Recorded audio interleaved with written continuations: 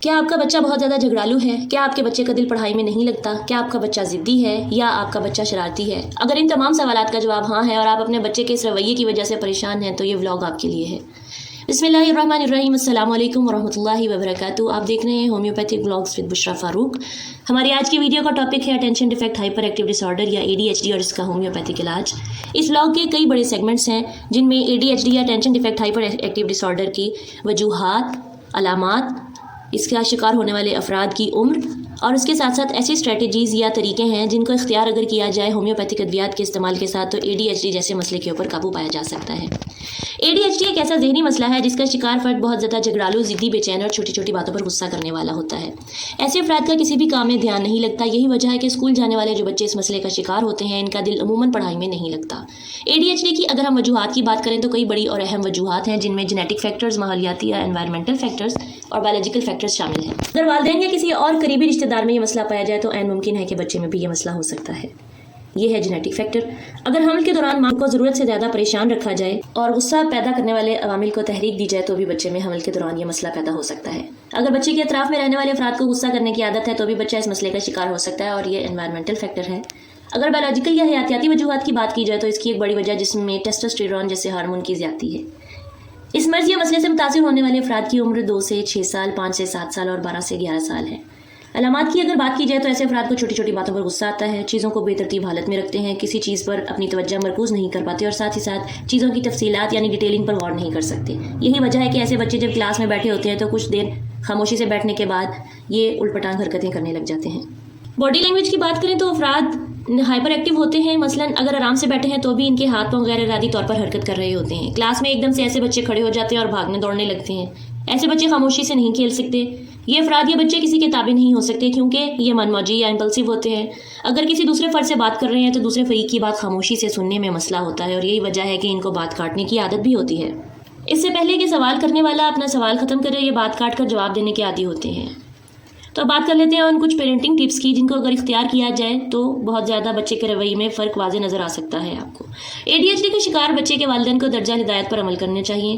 ہمیشہ یاد رکھیے کہ تقریباً تمام بچے اس مسئلے سے آج کل دوچار ہیں اور آج کل اکثر والدین اسی مسئلے کا ذکر کرتے یا شکایت کرتے نظر آتے ہیں، لیکن یہ بچے ہائپر نہیں ہیں، بلکہ یہ بچے ایسے ماحول میں آئے ہیں جنہوں نے اینڈرائڈ کی دنیا میں آنکھ کھولی ہے۔ اوپر والا ان بچوں کو آنے والے کئی سالوں اور ٹیکنالوجیز کے مطابق تیار کرتے ہیں۔ اگر آپ کا بچہ ہائپر ہے تو اس مسئلے کو مثبت انداز میں سمجھیے، کیونکہ اگر اس کو مثبت رویے سے ڈیل کیا جائے تو وہ مستقبل میں بہت اعلیٰ صلاحیتوں کا حامل ہونے والا ہے۔ نمبر 2، والدین کو چاہیے کہ اگر بچے میں ADHD کی علامات موجود ہیں تو اس کا ماحول تبدیل کریں۔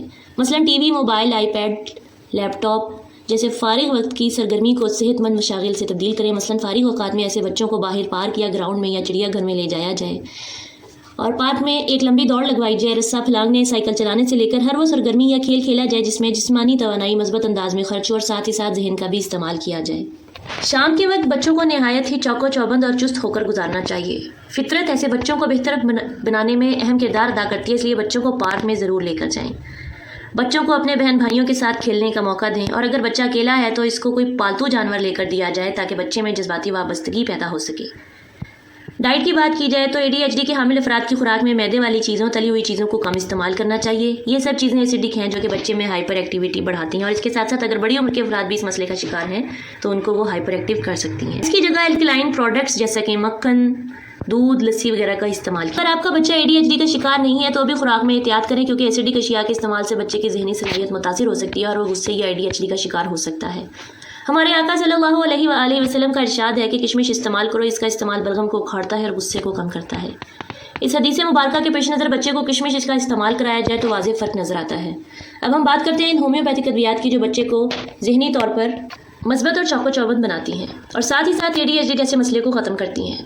ہماری پہلی دوا کا نام کیموملا 30 ہے۔ یہ بچے فطری طور پر نرم مزاج ہوتے ہیں لیکن اچانک چڑچڑے اور ضدی ہو جاتے ہیں۔ بچہ بلا وجہ جلدی جلدی روتا ہے اور غصہ کرتا ہے اور ہر وقت کسی نہ کسی چیز کی طلب میں ہوتا ہے۔